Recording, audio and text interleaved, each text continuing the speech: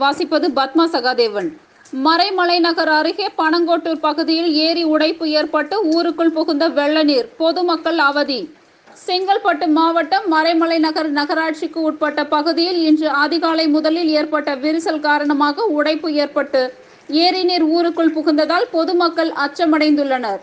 மேலும் பொதுமக்கள் அளித்த தகவலின் பேரில் கிராம நிர்வாக அதிகாரி வேலாயுதம் மற்றும் அதிமுக பிரமுகரான பாளையம் குமார் ஆகியோர் நேரடியாக ஏரிக்கு சென்று பார்வையிட்டு அதிகாரிக்கு தகவல் தெரிவித்தனர்.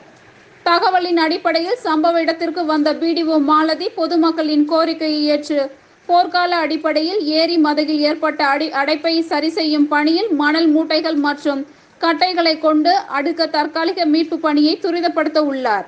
மேலும் கடந்த 2 மாதங்களாக புயல் மற்றும் தற்போது பெய்து வரும் கனமழை காரணமாக விவசாயத்திற்காக ஏரியில் சேமித்து வைக்கப்பட்ட நீரானது உடைப்பு ஏற்பட்டதால் வெளியேறுவதை விரைந்து தடுக்கவும் மற்றும் ஏரியில் இருந்து வெளியேறும் நீர் ஊருக்குள் புகுந்து பாதிப்புகள் ஏற்படாத வண்ணம் அரசு அதிகாரிகள் உடனடியாக நடவடிக்கை எடுக்க வேண்டும் என கிராம மக்கள் தொடர்ந்து கோரிக்கை வைத்துள்ளனர்.